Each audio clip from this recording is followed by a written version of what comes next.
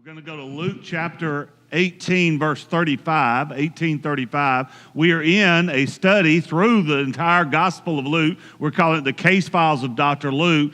And this morning I want to preach to you about what the blind man saw. What the blind man saw. Let's just read it and get started. Luke 18, 35. And it came about that as he, and that's Jesus, was approaching Jericho, a certain blind man was sitting by the road begging. I'm going to just pause right there a second. We know from the Gospel of Mark that this blind man was Bartimaeus. He's the son of Timaeus, and so we got a name here. It's Bartimaeus is this guy's name. Verse 36. Now hearing a multitude going by, he began to inquire what this might be. And they told him that Jesus of Nazareth was passing by, and he called out, saying, Jesus, son of David, have mercy on me. And those who led the way were sternly telling him to be quiet, but he kept on crying out all the more, Son of David, have mercy on me. And Jesus stopped and commanded that he be brought to him. And when he had come near, he questioned him. He says, what do you want me to do for you? And he said, Lord, I want to regain my sight. And Jesus said to him, receive your sight. Your faith has made you well. And immediately he regained his sight and began following him, glorifying God. And when all the people saw it, they gave praise to God. We all have seen somebody blind at some point, but it was different back in Jesus' day. And just the environment in which they lived. Blindness was a very common affliction. It is evidenced by the fact that Jesus heals blindness more than any other infirmity. The causes of blindness, as you can imagine, were numerous. There's always war or accidents and things like that happen. But in those days, there was a lot of unsanitary conditions, okay? There were a lot of infectious bacteria. Plus, they lived in a dry, arid place where sand's constantly blowing in your eyes, and those would get infected. So you factor in the climate and the malnutrition, excessive heat, all of those things contributed to this. Also, there were a lot of infants that were born blind. They were born blind because of a disease that the mother had, a lot of venereal disease in those times. All of these factors are still in play today. If you go to third world countries or places where they experience these undeveloped areas, experience these same kind of facts, there is a lot of blindness. So that is what Jesus encountered here. He encounters a blind ditch dweller. He's literally in the ditch on the side of the road. There is a strong spiritual application here. Now, we just sang about it in nearly every song about the fact that there is a light come into the world. The Bible talks about how frequently about how the blindness is equated to somebody who can't see the things of God. Now, that's one way to say it. You're in dark because you just will not accept that Jesus is who he said he was, that he is the Son of God. All of that, they cannot see Jesus as they need to see. The great news is just like in this story this morning, that does not have to be a permanent condition. It does not have, you don't have to stay there. Spiritual darkness was conquered when God sent his Son, the light of the world, for us. John tells us about that in John chapter 1, verse 3. It says, all things came into being by him, and apart from him, nothing came into being that has ever come into being. In him was the life, and the life was the light of men. And the light shines in the darkness, and the darkness did not comprehend it. Then in verse 9 it says, there was a true light which coming into the world enlightens every man and every woman. Jesus is the light of the world. I cannot examine your heart this morning. I just can't do it. But you must, okay? That's what I'm begging you today, because there are people who sit in this darkness and will not reach for the light. To see the actions of blind Bartimaeus and see that God has a way for you, okay? There is a cure for your spiritual blindness. And you can leave that dark dungeon. So that's the way we're going to approach this morning. Let's look at it like this. Number one in your notes there, Bartimaeus evaluated his situation. What did he go through to get to the point where he gets his sight back? Even in his dark world, he was able to gather that something's going on, okay? There was something going on. So in your age, just go ahead and put it. He sensed that something special was going on. Now, hearing a multitude going by, he began to inquire what this might be. Bartimaeus, this is not his first rodeo. He's used to travelers. This has happened all of his life. It's probably because he sat on the side of the road being a beggar. But this seems different. There was always traffic this time of year. It's nearing Passover, so the traffic would pick up during this time. But that is probably why he chose the roadside. It was a great place to beg because that was his only form of income. So he took an opportunity for a handout for somebody to come in by that day. And so he's used to the crowds, but this time it's different, okay? It's different. He could sense it in his bones. The murmur's a little louder. And the anticipation, or you can feel the power of the crowd. Yes, there you go. I've found that, and I've seen this in my own life, and I've seen it in the life of people that I minister to, and that is when God begins to speak to you, there are going to be signs. There's going to be a feeling. All of a sudden, things around you, people begin to talk about the Lord a little more. All of a sudden, a friend gets saved. All of a sudden, a coworker starts talking about what's happening at their church. Or some immoral friend just completely turns their life around. There all of a sudden are beginning to be signs. You can sense that God's going to want to talk to you. It's likely true of you sitting here this morning, that God has led you to this very day, and along the path, he has created some energy around you. Bartimaeus could sense it. I hope you can. A second thing, the B one in your notes, that he realized that he had a need. Oh, we live in a society of victims. We do. Yeah, I know I shot that guy to steal his watch, but my daddy never gave me a pretty watch. We hear that kind of stuff all the time. Some of you today, you have some deep personal hurts, and I dare not belittle that, okay? I don't want to belittle that at all, and you very well may need some professional help to deal with some of the hurts in your life. But here's my point, and as far as I can dig with you this morning, here's what I would say to you. And this sounds harsh, but it's not. I don't care how you got to where you are this morning. I do care, but for this point, it doesn't matter. You need to face the fact of where you are. It doesn't matter. You say, well, this happened, that happened. It does not change the fact. It doesn't matter if your daddy was an alcoholic, if your mama was a prostitute. Doesn't matter if you were rich or you were poor. None of that matters. None of that changes the fact that God is still God and that he still cares about you. And he can do something in your life about what you're going through. There is a new life that is available and waiting for you if you'll just realize it is the beginning of finding help. It's when you recognize that you have a need. Here's what I tell you. Jesus is passing by today. Jesus is passing by today. That's what's about to change in Bartimaeus' life. People pass him all the time. He asks for handouts all the time. But today is different because Jesus is passing by. And he says, he acknowledges, I have a need. And he cries out. Until you say, Lord, I need you, you're just not going to get anywhere, brother, sister. I'm just telling you, okay? You'll never feel the need to know him as Lord. Bart was not only blind, but he was a beggar, okay? Today, people that are blind can live very productive lives. There are a lot of technologies, there's a lot of helps, but back in Bartimaeus' day, it just wasn't the case. There was not a Americans with Disabilities Act. There was nobody promoting or helping them. There were no accessibility laws that were in place to make sure that somebody was in his condition. None of that was there. His form of employment was, can you help me? Holding out a hand with blind eyes. Beggars exist today. If you go to a big city, you see them. I was in Atlanta not too long ago, and I hit the exit downtown there, and there's a little stretch where you loop around on 75 and you drop back into 75 in town, and it's probably not a quarter mile long, and there were 9 beggars on the side of the road. You've seen them with their signs, with their signs.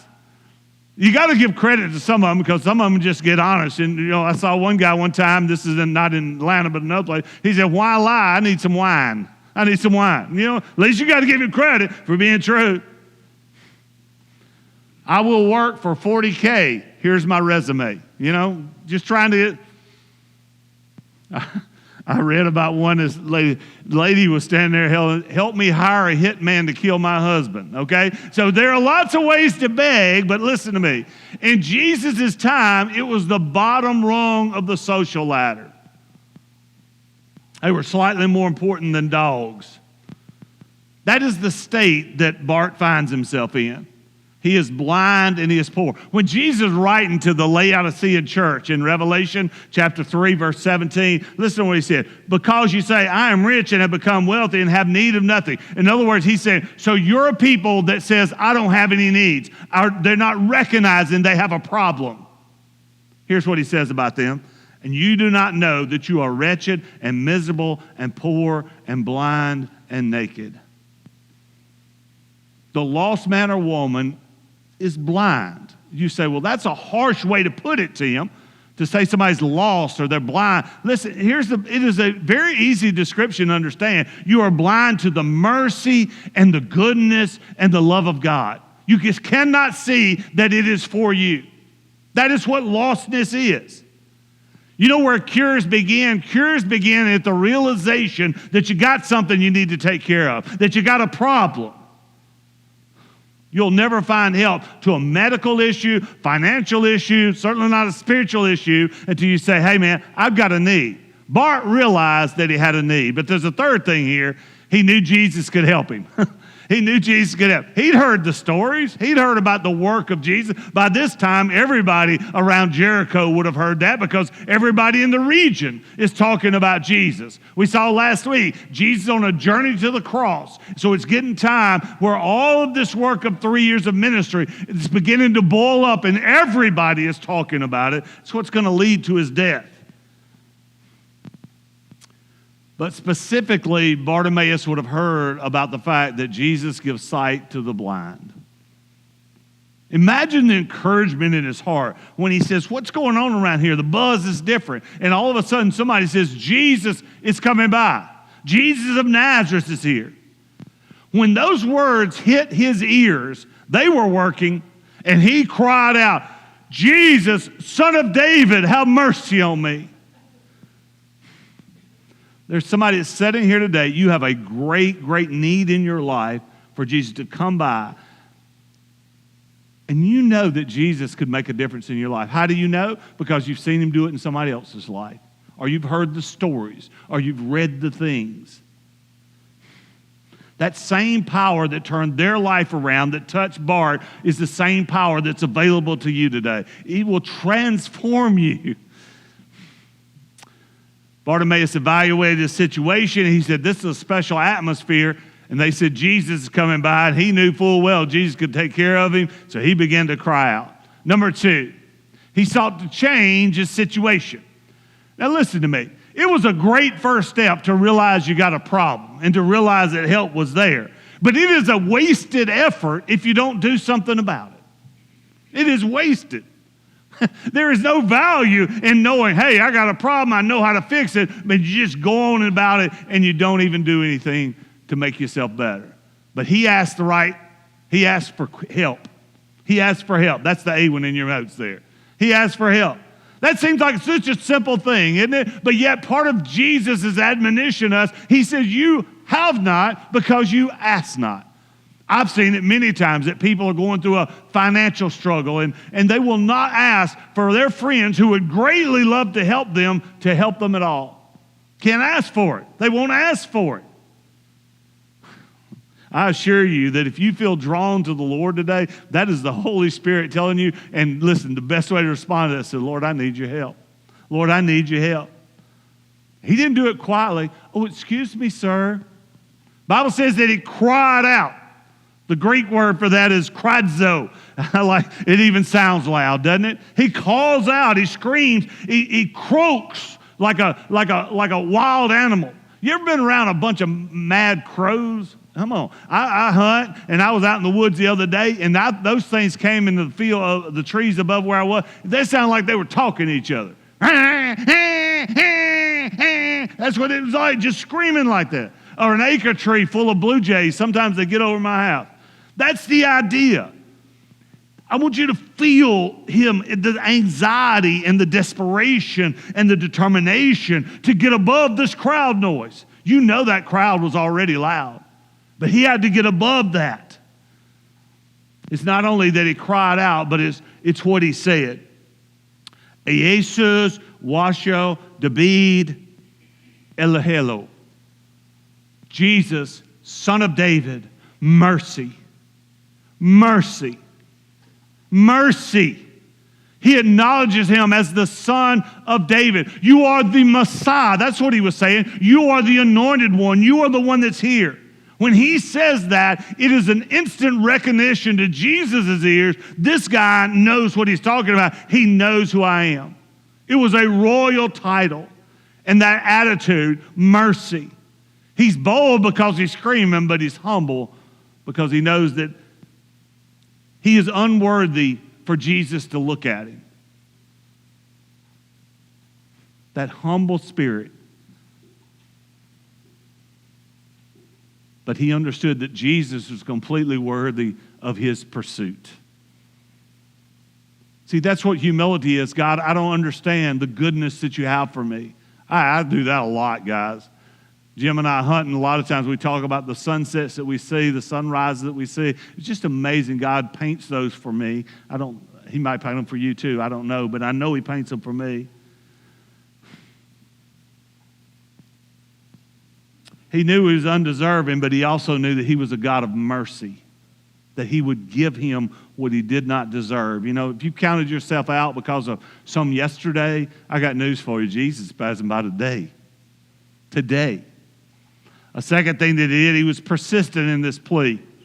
These people that were following and leading the crowd with Jesus, it says, they were sternly telling him to keep quiet, but he kept crying out all the more, Son of David, have mercy on me.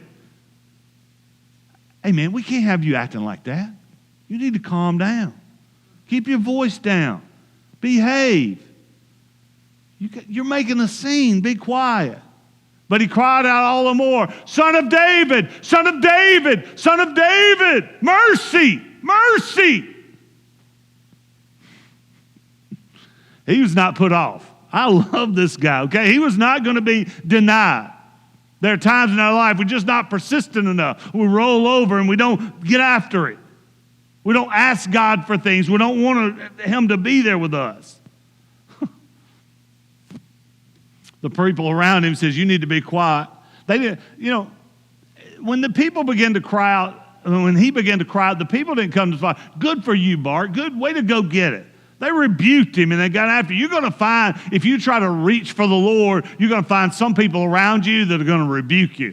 They're going to try to push that down. They don't want you to get excited. See, it's one thing when you start getting serious about the Lord, the crowd's going to boo you. That's what's happening here. They're trying to boo him down. Boo, be quiet, be quiet. They want to mold you into what they think. It's okay to be a little bit religious, but you don't need to be no radical follower of Jesus. You don't need to talking about being saved and all that stuff. They'll call you fanatical. They'll call you weird. Listen to me. Bart's telling you, don't listen to those people. Don't listen to those people. All they're doing is getting in the way of you getting an audience with Jesus himself.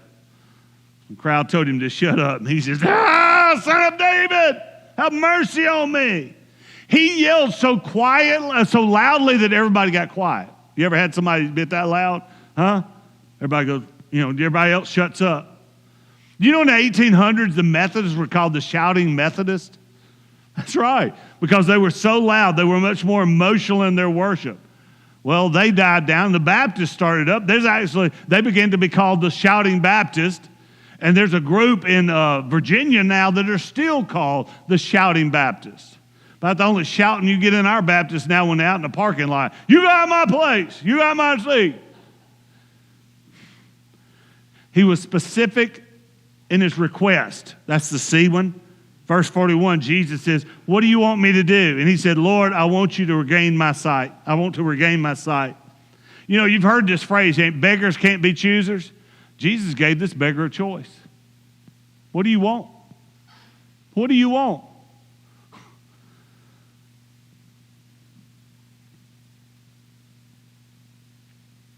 God knows what your greatest need is, but he needs to hear you say it. He needs to hear you say it. Jesus knew what this man wanted more than anything else. So be specific. If you're lost, tell him. Say, Lord, I'm a sinner and I need to be saved, need forgiven. But this D one, it's kind of the key to the whole encounter. He believed that his situation could change. He believed it could change. I minister to people all the time that early in the conversation, I can't do this. I can't change. I can't start this. I can't stop that. I can't. It's where they start. And sometimes they approach even salvation with that attitude. They feel like God's convicted them. They see in the light, and all of these right things are happening, but they say, I can't. You know what the problem with that is? You've tried to change yourself. God doesn't want you to change yourself. He wants to change you. I will take your heart of stone and turn it into a heart of flesh. I will do something you cannot do. That's what God's telling you. You know that he had so many bad experiences with doctors and probably a priest. I'll take care of that. I can heal that. All this stuff. Some of you have been through so many bad experiences of trying to fix yourself that you say, I can't anymore. You're right. You can't, but Jesus can clean you up. He can fix you, okay? You know Bart had been to countless doctors and these remedies and all these things that were going on. But it was not until this very moment that Bart knew things were going to be different, because this was not about what a man was going to do for him. This is what about the Son of Man is going to do for him. This is, personal. I try to tell you sometimes I don't see this in the Bible. I don't ever read this, but I suppose this, and I think I'm right with it. Jesus passed by a lot of blind people during his ministry. A lot of blind people that were never healed. Why? Because they didn't cry and ask for it. They didn't cry and ask for it. There are so many things in our life that God would do for us if we would just ask him, if we would cry out to him. They simply let Jesus walk on by. The light passed by, and they chose to stay in the darkness. Somebody in this room today is lost. That lost one, again, we'll redefine, means that you've not trusted Jesus with your life. I'm telling you guys, this morning you need to acknowledge that you are lost and that you're a sinner. You're caught in that darkness of sin, and you can get out. I'm telling you, he will bring light to your dark world if you will ask him and believe in him. Third thing, he was thankful for the change. Jesus said, receive your sight. Your faith has made you well. Boom, just like that, he's healed. What is his reaction to this? Verse 43, and immediately he regained his sight. He began following him, glorifying God, and when all the people saw it, they gave praise to God. It tells you. From one, he followed Jesus. Put that in your notes, okay? When Bart opened his eyes, the first thing he ever saw was the face of Jesus. That's good, isn't it? Jesus is headed for Jerusalem, for a cross, and Bart follows him. I believe that Bartimaeus was probably one of the 120 that were praying in the upper room on the day of Pentecost. Don't you? I mean, that's a great possibility, right? Because he's in Jericho. They're headed to Jerusalem. He's probably part of that group. Second thing is he glorified God. You say, I don't know how to glorify God. Well, you know what? You brag about just about everything that helps you in some way, right? You'll brag about a certain mop that you got. You'll brag about a certain tool that you've got. That is what glorifying God is. You brag on it. You brag on it. Let me tell you what my God has done. You don't have to have an attitude like that voice. Just, I don't know where it came from. But you just say, God, I know what you do. But you know what else? He helped others. When all the people saw it, they gave praise to God. First witness was just the people around him. They began to praise God. But then he follows Jesus, so he's got that immediate light that comes on. He gives witness to that. But then there's this living light. You and I are called to be this living light. people of compassion and joy and concern and love, to reach and touch and change people's lives, to help lift up everybody around us. That's what we're called. If you are saved, you are called now to be the light of the world, as a matter of fact. In Luke 8:16, now no one, after lighting a lamp, covers it with a container or puts it under a bed, but he puts it on the lampstand in order that those who come in may see the light. You know what we need to recognize here today? Everybody that's saved here was once a blind ditch dweller. We all were. We were in that dark world, and God has now shined a light, and now we're light livers and givers. Light livers, not like an internal organ. You live out the light, and you give it to other people. In closing, I'm going to do something. I'm going to backtrack in our text a little bit. I purposely skipped over this. I'm going to go back up to verse 39. I want to read it together. And those, you read me? And those who led the way were sternly telling him to be quiet, but he kept crying out all the more. So just stop right and just say, let's capture the emotion of this. These people that are Jesus' entourage, and they think they're important all of a sudden because of that. This guy's there, and it's a big crowd. It's a dusty road. They just about all were. It's dirty, people bumping into each other, and noisy, and all that going on. Read the last part with me. I want you to read it out loud with me. Son of David, have mercy on me. Son of David, have mercy. Say it. Son of David, have mercy on me.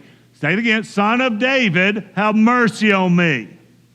Good. Now, the first three words of verse 40. And Jesus stopped.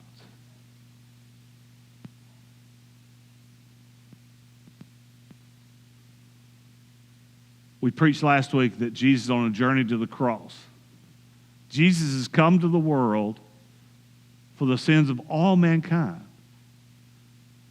That's a pretty important agenda. Would you agree? Would you agree? Right? What did he find out? Number 4, he found out that God will never ignore a sincere cry for help. Jesus' words last week, behold, we're going up to Jerusalem. And what awaited him there? To be delivered to the Gentiles, to be mocked, mistreated, spit upon, scourged, death. Yet, Jesus hears the cry of this poor blind beggar. Guys, that is an encouraging 3 words right there. And Jesus stopped. And Jesus stopped. He is a man on a mission, yet he hears this guy. There were hundreds of voices in that crowd. There was lots of murmuring. There were lots of distractions. But Jesus is able to distinguish Bart's voice because he's crying out to him in the right reason, to the right person. You know, I'm telling you, Jesus is still listening for that one voice in the crowd. He's listening for you to speak up and tell him what you need. And when he does, he will stop and respond to you. There's another story. He's on the way to Jairus' house because his daughter was sick and dying. He's passing through a crowd, people bumping into him and all this stuff. And a woman pushed through and did what? Touched the hem of his garment. You remember, right? She had that blood disorder. She'd had it forever. And Jesus stops in the middle of that crowd, said, somebody touch me. His disciples were like, are you nuts? People have been bumping into you for the last 3 miles. Have you lost your mind? He said, no. I felt goodness flow from me. I felt somebody that touched me with faith. Jesus will stop for you. You may think in the larger scheme of the universe that you're not very important, okay? That by comparison, we're just on this little rock in this enormous universe with so many things going on. We're warmed by one star out of billions of stars that are out there. How is this significant? And here I sit. Why am I of importance? I'm on this planet and there's 8 billion other people alive today. Well, in the same way that the sun, 93 million miles away from us, has the gravitational force to hold all the solar system in place, it still has time to warm your face on a cold day. Still has time to kiss your cheek. And I'm telling you that the God who keeps the entire universe running will stop and answer your sincere cry. Isn't that wonderful, guys? It is so good, okay? God isn't distracted by the millions of other things that are doing, all the other voices. When you cry out sincerely, your voice rises above any other voice at that moment, and he will deal with you. On the way to the cross, Jesus paused and helped Bart. And whatever God's doing in his universe today, and the Lord knows there's a lot of things going on just in America that he needs to deal with. But he will stop. He will freeze. God is our refuge and strength, a very present help in trouble. Jesus always meets us at our point of desperation. You know, that's kind of it. But it's not just desperation. There are a lot of desperate people around because you can be desperate and never call on God. There are people around you at work and school and perhaps in your family that will hinder you and keep you from doing what you need to do. It's not just about being desperate. You got to cry out too. He said, "What do you need?" There were two important things about Bart, okay? Number one, he saw his need. Do you see what you need? And number two about Bart, he saw the opportunity passing in front of him. This is a powerful example of how opportunities come our way. God opens a door, but it doesn't always stay open. There's always somebody that sits in a church service or something, and you could be like Bart and say, "Man, there's a lot of people here today, and, you know, I'll catch Jesus on the next time. There's too big a crowd at church today. I'll deal with this later." What Bart didn't know is that Jesus will never pass through Jericho again. That is the last time that those holy feet kick up dust on that road. This was it. This was his only opportunity. He went straight from Jericho to the cross. And Jesus is passing by you right now. Say, "Oh, I'll catch him the next time I come to church." Well, what makes you sure that that'll happen? The idea of Jesus passing by Bartimaeus inspired some great words in some old hymns. There's one that says, "Pass me not, O gentle Savior, hear my humble cry. While on others you are calling, do not pass me by." Those words were written by Fanny Crosby. What's significant about Fanny Crosby is that she was blind. She did not have the physical eyesight, but she saw Jesus better than most of us. Fanny Crosby was blind, but one of the most prolific poem and songwriters that America's ever known. She had over 8,500. 3 of the 4 songs we sang this morning were hymns that Fanny Crosby wrote. Pretty cool, isn't it? The thing about Fanny Crosby is she wasn't born blind. She was a young girl and she got some fever and developed a cold, and some doctor, some guy passed it through town claiming to be a doctor, put some hot bandages on her eye with some medicine, and she became blind. Here's the amazing thing. She refused to be bitter and to give up. Isn't that wonderful? Oh, friend, just think if your sight was gone.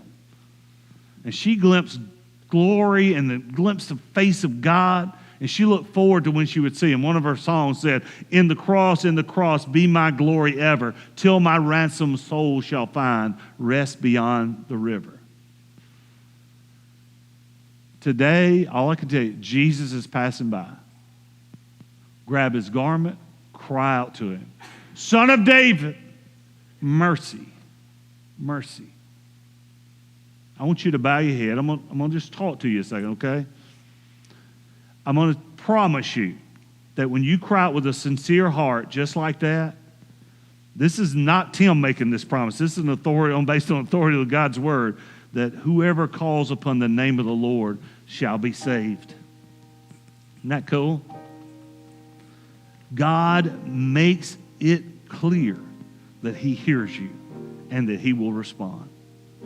I don't know what you're going through. I don't know what you're dealing with, but I know who can help. So why don't you quit saying next time and scream at him while he's coming by. Lord, help us to see you today, to feel you. Lord, I know that you're speaking to us about something in our life, especially those that need to make a decision to become a Christian, Lord, to give their life to you. But all that we do, even the little attitude adjustments that are going on in our brain right now, I pray, God, that they're glory to you. Bless this time, Lord, in Jesus' name, amen. You stand up, guys. We're going to sing.